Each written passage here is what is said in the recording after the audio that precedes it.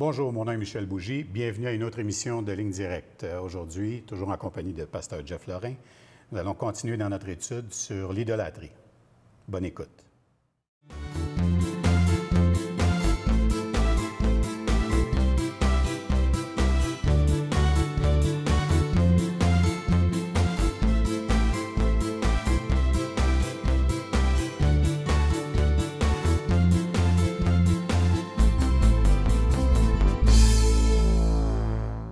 Pasteur Jeff, bonjour. Bonjour, Michel. Ça va bien? Oui, ça va très bien. Excellent. Alors, avant qu'on commence l'émission, on va remettre l'émission au Seigneur. On va prier pour nos autorités. Avec plaisir. Seigneur, on veut te remercier pour cette émission qu'on va faire aujourd'hui, Seigneur, qu'on considère toujours comme un privilège de pouvoir creuser ta parole, Seigneur, chercher ton conseil et vraiment, Seigneur, permettre à l'Esprit de nous éclairer. Et puis, Seigneur, on te demande vraiment aussi de bénir nos autorités, les 3 paliers de gouvernement, Seigneur, les autorités municipales aussi. Vraiment de permettre, Seigneur, qu'il y ait des hommes et des femmes, Seigneur, qui craignent ton nom, qui puissent être élevés en position, Seigneur, d'autorité, pour qu'on puisse bénéficier de ta sagesse et de ton conseil, Seigneur. Alors, merci de bénir ce temps qu'on a ensemble, Seigneur, dans le nom précieux de Christ. Amen. Amen. Alors, on est dans notre sujet favori, toujours. Oui, dans le sens favori. Pour l'instant. Donc, sur l'idolâtrie. L'idolâtrie, dans les autres émissions, on avait fait un petit survol et on s'inspire beaucoup du travail qui a été écrit par David Clarkson en 1621-1686, la vie du monsieur. Oui. Et se fiant finalement un peu à cette étude, il nous montre finalement au-delà de le type d'idolâtrie classique qu'on peut concevoir, quelqu'un qui se met à genoux devant soit du bois ou de la pierre. Il y a aussi la forme d'idolâtrie plus subtile qui est celle qui est interne. Mais tout ça vient à cause de ce qu'on appelle le péché dans nos vies. Okay? Le péché a fait de nous des hommes et des femmes séparés de Dieu. En Adam, on est séparés de Dieu. Mais on ne change pas ce qu'on est pour autant. Même si on est séparé de Dieu, on reste ce que Dieu a fait. On est toujours porté à adorer quelque chose. Un athée va adorer, tout le monde sert quelque chose. Un chrétien, un musulman, un bouddhiste. Et le problème, c'est de savoir qu'est-ce que j'adore. Donc, le passage qui je pourrais peut-être nous lire en ce moment, ce serait dans Romains chapitre 1, le verset 25, entre autres. Il y a toute une série de conseils, entre autres, ou d'exhortations que l'apôtre Paul nous donne. Et il va dire après, eux, donc parlant de ceux qui ont rejeté la parole de Dieu, eux qui transforment même la parole de Dieu en mensonge, eux qui ont changé la vérité de Dieu en mensonge et qui ont adoré et servi la créature au lieu du Créateur qui est béni éternellement. Donc, on voit ici dans notre nature, si on ne retrouve pas finalement notre culte envers Dieu, notre point d'appui, eh bien, inévitablement, on a un autre point d'appui. Donc, puis ça peut être des bonnes choses en passant. L'idolâtrie, c'est pas on adore des méchantes choses. C'est qu'on a pris une bonne chose, souvent donnée par Dieu, mais ça l'a remplacé Dieu. Tout notre espoir repose sur ces choses. Ça peut être l'argent, la gloire, ça peut être n'importe quoi. Et c'est difficile souvent à percevoir. Oui, parce que ça a pris notre attention, on sert ces choses. Donc, on est subjugué, on est séduit, on est trompé. Et puis, on ne s'en rend pas compte jusqu'à ce que la lumière vienne et nous mette en lumière, va mettre cette chose en lumière. Et là, le Seigneur, ce qu'il attend de nous, c'est une repentance, donc un changement de vie, et de confesser finalement avec lui la vérité sur ce qu'il nous montre. Il nous rappelle après que le sang de Christ nous purifie de tout péché. Dieu est fidèle et juste pour nous pardonner. Donc, je vais juste lire la définition que M. Clarkson donne ici sur les types d'idolâtrie. D'abord, externe. L'idolâtrie externe, c'est les actions et les gestes reliés au corps humain lorsqu'une personne se prosterne devant une chose. Le geste lui-même constitue un acte d'adoration du corps. Quand il s'agit de se prosterner, non pas dans une intention de respect civil, parce qu'il y a certains symboles civils qui ne sont pas pareils, mais dans une intention de respect religieux et d'honneur divin, alors le geste est une adoration exclusive à Dieu tournée vers la créature. Donc, il nous montre ici, on a vraiment une attente plus qu'une marque de respect. Et là, c'est vraiment religieux. Il y a une foi. on croit quelque chose en fonction de ces choses. Ça, c'est l'adoration ou l'idole de manière externe, en dehors de nous. Puis ça, c'est pas vraiment l'idolâtrie qui est prévalente, en tout cas dans le monde occidental. En tout cas, pas dans cette partie du monde chez nous. Dans d'autres parties du monde, en Inde, en Asie, il y a encore beaucoup de ce type d'idolâtrie. Même dans le monde chrétien, il y a eu malheureusement cette période où les gens se mettaient à genoux devant des statues ou des objets quelconques. Ouais. Mais la culture dans laquelle on est aujourd'hui, qui est beaucoup plus athée et matérialiste, se déguisant sous le couvert du laïcisme, ben finalement, c'est pas cette forme d'idolâtrie qu'on a. Trop. Non. OK? Par contre, plus que jamais, elle est difficile à démasquer, mais plus que jamais, on a une idolâtrie, par contre, interne. Et celle-là, elle se définit, c'est les actes de l'âme, donc ma réflexion, mes affections, les actes de l'âme et de tout ce qui en découle. Lorsque la pensée est absorbée intensivement par un objet, et que le cœur et les affections répondent à cette sollicitation excessive, il s'agit d'adoration de l'âme. Geste réservé à Dieu seul, parce qu'il est le plus grand bien et la fin ultime de ces créatures intelligentes. Elle est, c'est-à-dire sont dues, convenables à sa seule personne et qui méritent d'être l'objet constant de nos pensées, le principe de... C'est-à-dire, là, je me mets dans mes affaires un peu, là. Constante donc dans nos pensées et le principal objet de notre amour. Elle est l'honneur réservé au Seigneur d'avoir la première place et la principale place aussi, autant que notre pensée, que notre cœur et de nos projets. J'ai eu de la misère à lire un petit peu cette phrase-là. Là. Mais en d'autres mots, pour résumer ça simplement, c'est lorsque mon désir pour une chose, pour une situation, peu importe, là, c'est dans nos ambitions de cœur, devient tellement forte, cette ambition, qu'elle pourrait même dire, bon, bien, au lieu de servir Dieu, je vais servir cette chose. Ça peut être, me donner un exemple simple. Quelqu'un veut tellement une position au travail qui est prête à mentir.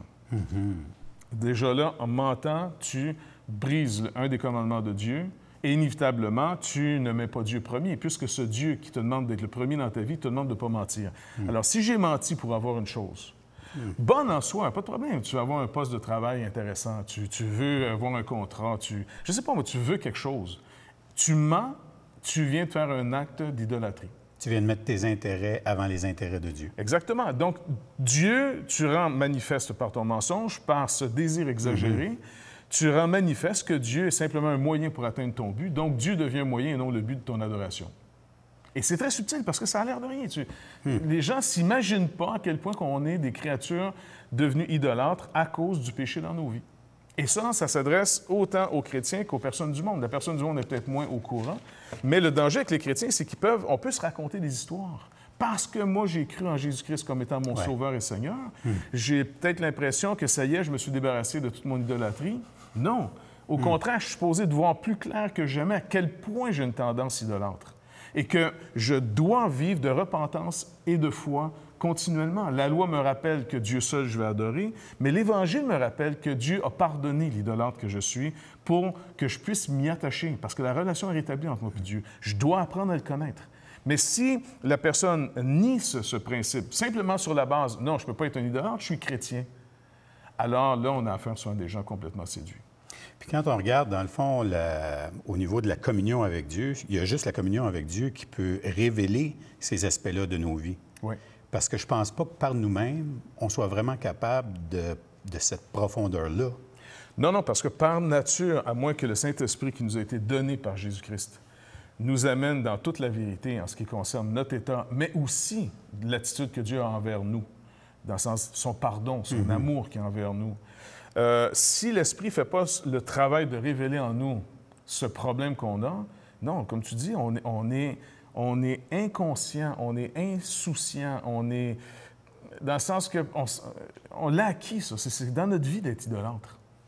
Mais ça, là, je me mets à la place de nos auditeurs qui nous écoutent, puis je me dis, hey, écoute, c'est là, ça dort en moi, là, puis ça se manifeste probablement, puis j'en ai aucune idée, là. Oui. Mais c'est pour ça que, d'un côté, la parole nous demande d'avoir de l'humilité. Donc, qui connaît ses égarements? Qui connaît toute l'ampleur de son égarement? La Bible suggère, en passant, personne. Donc, dans nos vies, on va simplement devenir conscient de ce que le Seigneur nous montre de l'État. Parce que, regarde, quand Christ rachète une personne par son sang, parce qu'une personne a mis sa foi en lui, alors finalement, le Seigneur a sauvé toute la vie, prend toute la vie de la personne. Donc, c'est comme si le Seigneur nous intègre à son navire. Ça marche?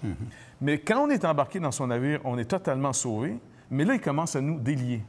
Il commence, au fond, dans notre sanctification, il commence à nous montrer de quoi, dans une manière générale et totale, de quoi il nous a pardonné.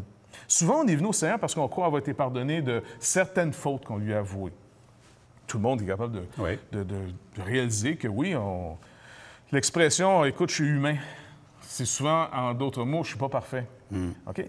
Donc, tout le monde est capable d'avouer des fautes. Mais à un moment donné, la lumière de Dieu dans nos vies va être plus que des fautes. C'est toute une attitude face à lui. Le premier commandement, dans les fameux 10 commandements de Dieu, qui est un peu comme tout le cœur, on pourrait dire, de ce que Dieu attend d'un être humain, si on peut dire. Quand Dieu a créé l'être humain, il l'a créé normalement pour respecter et vivre pleinement les 10 commandements. OK? Pour faire un résumé assez simple. Si je regarde le premier commandement, qui vise l'idolâtrie et qui est toujours, en passant, brisé quand je brise un autre commandement. On a parlé tout à l'heure. Si je mens, j'ai inévitablement brisé le premier commandement qui est « Tu vas adorer Dieu seul et lui seul tu vas servir ». OK? Ce qui inclut ses ordonnances, ses prescriptions, manifester son caractère. Exactement. Donc, ce commandement, ce premier commandement, si je n'étais pas un idolâtre par nature pécheresse, je respecterai ce premier commandement. Et inévitablement, tout le reste en découlerait. Je ne mentirai pas, je ne volerai pas, je ne ferai pas d'adultère, je ne convoiterai pas les choses. La maison de mon voisin, sa femme, sa voiture, ainsi de suite. Parce que j'aurai tout mon plaisir, comme Jésus-Christ l'a manifesté, en Dieu. Une nourriture de faire la volonté de ce Dieu qui serait quotidienne pour l'homme. Ce que Jésus a déjà dit à ses disciples, j'ai mangé une nourriture que vous ne connaissez pas, qui dit dans Jean chapitre 4, lorsqu'il avait parlé puis à la Samaritaine. Mais je pense qu'on va faire, on va faire une pause, mais j'aimerais ça qu'on revienne sur ce premier commandement. J'aimerais ça qu'on creuse encore un petit peu plus là-dessus. OK. Ça marche? Oui. Alors, nous sommes de retour tout de suite après cette pause. Merci.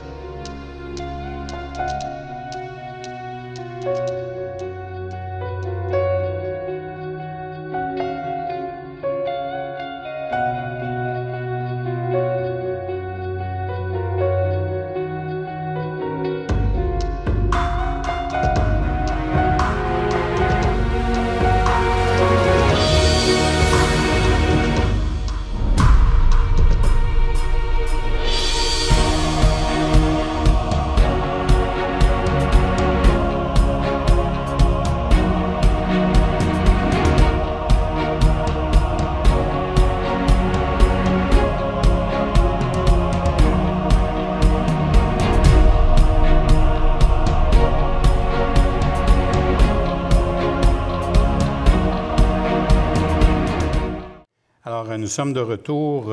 Pasteur Jeff, comme on avait mentionné avant la pause, j'aimerais ça qu'on s'attarde un petit peu plus à cet aspect du premier commandement. Et puis, quand on lit dans Exode au chapitre 20, le Seigneur dit « Je suis l'Éternel ton Dieu qui t'ai fait sortir du pays d'Égypte, de la maison de servitude. Tu n'auras pas d'autre Dieu devant ma face. Tu ne te feras point d'image taillée, ni de représentation, etc. Tu ne te prosterneras point devant elles, tu ne les serviras point. Car moi, l'Éternel ton Dieu, je suis un Dieu jaloux qui punit l'iniquité des pères et des enfants. » Bon, etc. Quand on lit quand on lit, dans le fond, cet aspect-là, c'est quelque chose que, en tout cas pour ma part, quand j'ai été exposé la première fois aux 10 commandements, ce premier commandement-là, je l'ai pris vraiment pour acquis, tel quel. Ben non, je ne me prosternerai pas devant des statues, je ne ferai pas ça, je vais adorer Dieu. T'sais. Et puis, c'est quelque chose qu'on cause. C'est comme la plupart des croyants, je pense, ils règlent cette affaire-là en disant non, lui, là, check, je suis réglé. J'ai accepté Jésus comme mon sauveur. Accepté Jésus, il m'a pardonné mes péchés, j'aime Dieu, je fais du mieux que je peux. Fait que c'est réglé, je pense. Mais à la lumière des discussions qu'on a, c'est pas si réglé que ça. Non, parce que souvent, encore une fois, c'est une foi trop superficielle. Pardon. Une foi qui me donne l'impression que j'ai tout réglé parce que j'ai cru en Jésus-Christ. Croire en Jésus-Christ, c'est de croire ce qu'il dit, ce qu'il est. Donc, d'abord, je crois que par son sacrifice, j'ai été entièrement pardonné. OK? Donc, une fois pour toutes. Comme il est marqué dans l'Épître aux Hébreux, au chapitre 10, ce sacrifice que Jésus-Christ a accompli à la croix du Calvaire pour moi, lorsqu'il dit « Voici mon corps qui est rompu pour vous, mon sang qui est répandu pour beaucoup. » OK? Donc, ce sacrifice qui est fait à la croix par Jésus-Christ m'a entièrement, totalement, parfaitement justifié devant Dieu. J'ai été entièrement pardonné, justifié, je suis parfait à cause de ce sacrifice, non pas en moi-même.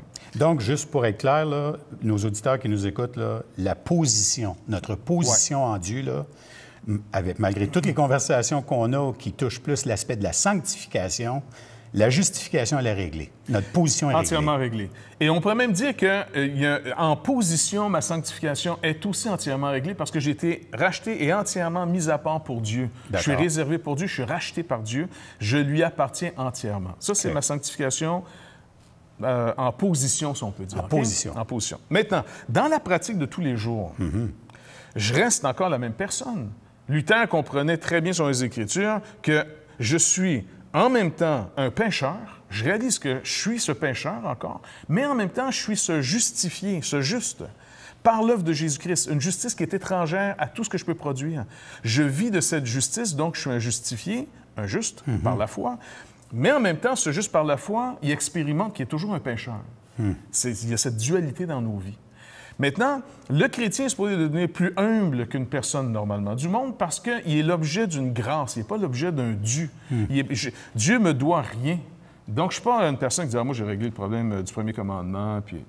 Non, écoute, par la foi, je crois à ce pardon. Par la foi, je suis extrêmement reconnaissant de la grâce que Dieu fait à un pécheur, car lorsque je suis mis à l'épreuve, il m'apprend sa fidélité. Il ne m'apprend pas que je suis fidèle. Il m'apprend à persévérer dans sa fidélité. Et ça, c'est le principe que Paul nous décrit dans Romains chapitre 5. Regarde bien, ça, c'est un passage, je te dis, c'est d'une intensité, ce passage-là, incroyable. Et ça va répondre justement à ce principe ici de comment je passe de l'idolâtre en pratique à un adorateur de Dieu. Ce que Paul écrit entre autres aux Thessaloniciens. Vous avez abandonné vos idoles qui sont faux et morts, qui ne donnent absolument rien, à ce Dieu vrai et vivant, donc qui agit. Il dit, Romains chapitre 5... Puis, quel verset qu'on parle? À partir du chapitre 5, verset 1. « Étant donc justifié par la foi, donc ma position devant Dieu d'être un juste par la foi, nous avons la paix avec Dieu. » On n'est pas en guerre. La guerre est finie par Jésus-Christ. Entre moi et Dieu, à cause de Christ, cette guerre qu'il y avait entre moi et Dieu est finie. C'est réglé. On est en paix. Et tout ça par Jésus-Christ, notre Seigneur. Pas par moi, par Jésus-Christ, notre Seigneur. 2. À qui nous devons, d'avoir eu par la foi, accès à cette grâce. Donc, c'est par lui que j'ai accès à cette grâce, dans laquelle nous demeurons fermes. Donc, c'est pas que je vais la chercher, je dois demeurer dans ce qui m'a été donné. J'ajoute rien à ça.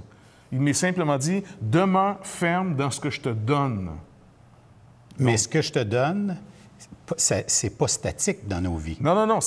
On va voir comment on demeure ferme, comment on garde ce qui nous est donné.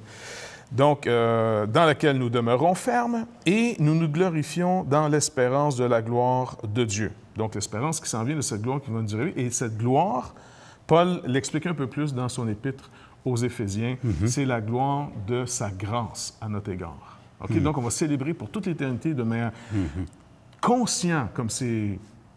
À ce moment, on est à peine conscient de cette grâce qui nous a été faite. Mais il dit, verset 3, regarde, bien plus, il y a un bien plus là, qui s'ajoute. Parce que là, à date, tout ça, c'est vrai, 1 et 2, mais c'est quelque chose que j'ai en position, c'est quelque chose qui va se rendre totalement manifeste plus tard, à ma résurrection ou à ma mort, lorsque je vais arriver dans la présence de Dieu par Jésus-Christ. Je vais voir toutes ces choses. Mais pour l'instant, qu'est-ce que je vis? Je vis une autre réalité. Ce pécheur que je suis, qui est pardonné par Dieu à cause de Jésus-Christ, il y a un combat dans ma vie quand même encore. Tu sais, je me sens pas à la hauteur. Non. Bon, ben Paul va dire, écoutez, bien plus. Bien plus. Nous nous glorifions même des afflictions. C'est assez rare que tu te glorifies que ça va pas bien. Mais il dit, on trouve notre gloire dans nos afflictions. Pourquoi? Sachant que l'affliction produit la persévérance, la victoire dans l'épreuve, et cette victoire, l'espérance. Regarde bien. Ici, là, si on ne fait pas attention au contexte, on a l'impression que les épreuves nous rendent meilleurs, me rend meilleur. OK? Comme un athlète qui, à force de faire de l'exercice, puis à force d'être mis à l'épreuve, ou, tu sais, comme moi, je vais devenir meilleur dans l'épreuve. Je ne deviens pas meilleur dans l'épreuve, même si le fruit est meilleur au bout de l'épreuve. Mais on va voir qu'est-ce qui devient meilleur dans l'épreuve. Or, l'espérance que la victoire a produit ici, là. Oui. Or, l'espérance ne trompe point, parce que l'amour de Dieu est répandu dans nos cœurs par le Saint-Esprit qui nous a été donné. Qu'est-ce que Paul dit ici? Paul est en train de dire, la victoire que l'épreuve vient de produire dans ta vie, tu es mis à l'épreuve et puis tu es tenté de t'en sortir comme d'habitude, on va dire. Comme pécheur. À bout de bras. Ouais. Et puis, en tant que pécheur, peut-être ton réflexe naturel serait devant quelqu'un qui te demande compte, en tout cas, bref, quelque chose qui ne va pas, une petite tendance à arranger un peu la vérité. OK? C'est le péché le plus facile à faire, mentir. On ne donne pas les faits exactement comme ils sont. On parle pour s'en sortir. Ouais. OK? On appelle ça des fois de l'exagération pour s'en sortir. C'est ça. Donc, là, dans ce temps-là, tu viens d'échouer.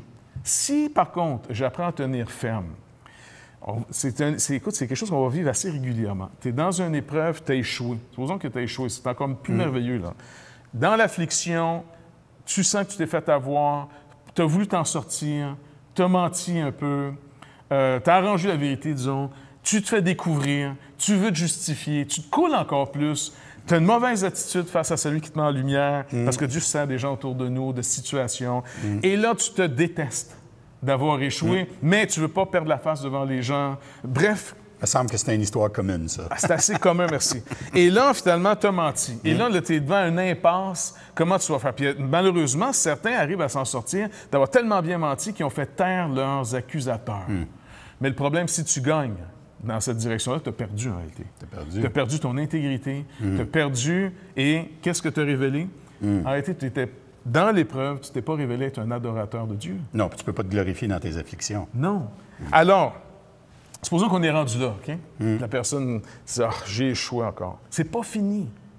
Quand c'est encore une affliction dans laquelle tu peux connaître le Seigneur. Qu'est-ce qu'il me reste à faire si j'ai été trouvé coupable? Le Seigneur dit « Si je confesse mes fautes, il est juste et fidèle pour me pardonner et me purifier de toute iniquité. Mais il va falloir que je me mette dans la lumière et que je confesse mes fautes à Dieu et à ceux à qui j'ai fait le tort. C'est pas juste à Dieu. Il va falloir que tu demandes pardon. D'abord à Dieu, c'est vrai, mais que tu aies aussi avoué ta faute à la personne pour voir ce que la restauration, si elle est possible, puisse se faire. Soit complète. Si tu avoues tes torts, si tu abandonnes ton péché, le Seigneur, lui, est juste et fidèle pour nous pardonner, nous purifier de tout péché. Maintenant, si dans cette épreuve, tu dis, ouais, mais si je me rends, si j'avoue à la personne, elle ne m'écoutera plus jamais après, elle ne me respectera plus. Et c'est là que tu vas voir si Dieu est capable de restaurer, lui, une relation ou non. Donc, dans l'épreuve, c'est pas moi qui deviens meilleur. Si je persévère, encore une fois, je suis mis dans une affliction. Et l'affliction, il est dit ici, ça produit la persévérance. Pourquoi? Persévère à rester attaché à ce que Dieu dit. Pour cette épreuve, continue à être quelqu'un qui va dire la vérité. Tu as échoué la première étape, relève-toi, va dire la vérité en ce qui concerne ta faute. Donc, avoue tes torts. Et si tu le fais, le Seigneur se lève d'abord pour nous pardonner, nous purifier. Entre nous et lui, la communion est restaurée. Et souvent, Dieu va rendre manifeste sa présence avec nous, même face à nos ennemis. Et là, ton espérance, la victoire ici, que Dieu amène, pas la nôtre, que Dieu amène, Cette victoire produit une espérance qui ne trompe pas parce que j'ai vu ce que Dieu est pour moi. Donc, il me fait abandonner, au fond, un idole qui vient de me tromper. Mon idole que je servais, c'était par le mensonge que je le servais. Et là, pour servir Dieu, en esprit et en vérité, il faut que je le serve dans la vérité, ce Dieu. Je ne peux pas le servir dans le mensonge. Je ne peux pas le servir en trichant les choses. Donc, en servant Dieu dans la vérité, ce qui serait normalement pas à mon avantage selon mon concept d'idolâtre, Dieu se révèle être plus précieux, plus efficace, vrai et vivant pour moi, contrairement à une idole que je servais par le mensonge avant. C'est ce qui permet à Paul de dire qu'on se glorifie dans nos afflictions, oui. Parce qu'on va comme d'une affliction à une autre affliction. Et entre deux afflictions, on se fortifie d'avoir vu Dieu agir. Exactement. Ma foi se purifie. C'est ce que Jacques va aussi emprunter. Vous voyez comme un sujet de joie complète les diverses épreuves auxquelles vous êtes exposés. Parce que l'épreuve va purifier ma foi. Quand j'ai commencé à croire en Christ, ma foi, ma croyance, mon espérance en Dieu était mêlée de toutes sortes de concepts vrais et encore plein de faux. Mais moi, je ne le sais pas. Ma vie n'a pas été mise à l'épreuve encore. Je ne sais pas. Je ne connais pas tous les détours que mon cœur peut prendre. Tu vois? Moi, je suis sûr que j'y fais entièrement confiance. Parfait, Seigneur dit, pas de problème. Il permet l'épreuve. L'épreuve, qu'est-ce qu'elle met en lumière? En qui j'espère? En quoi j'espère? Si quelqu'un, par exemple, vient au Seigneur, merveilleux, oh, Jésus est merveilleux, parfait, il va s'occuper lui-même de moi, puis il dit dans sa parole, fais-moi connaître tes besoins, car moi-même prends soin de toi. Fait que là, tu dis, wow, c'est merveilleux. Tu arrives au Seigneur, tu es célibataire. Et là, la première assemblée dans laquelle que tu vas commencer à vivre ta foi, c'est une petite assemblée, supposons. Tu es dans une région. Pas beaucoup de candidates. Tu cherches à te marier, ce qui est tout à fait légitime. Tu veux te marier, c'est très légitime. Qu'est-ce que tu vas faire? Si tu dis, ben oui, mais là, écoute, je dois sortir du monde des chrétiens pour aller me trouver quelqu'un, je reviendrai avec. Alors, inévitablement, c'est un acte d'idolâtrie. Tu me suis? Oui, je te suis. Mais sais-tu quoi? Je pense qu'on va s'arrêter ici pour aujourd'hui. On va arrêter de tourmenter les gens. Oui. Ben, en fait, c'est vraiment bon. Puis, ce qu'on va faire, c'est qu'on va reprendre la semaine prochaine cette pensée-là. Alors, pour nos auditeurs, on vous remercie d'avoir été avec nous. On vous rappelle 2 sites web importants, labibleparle.com ainsi que toutchrétien.com pour avoir accès à toutes les archives des émissions. Alors, on vous remercie d'avoir été avec nous. Bonne semaine.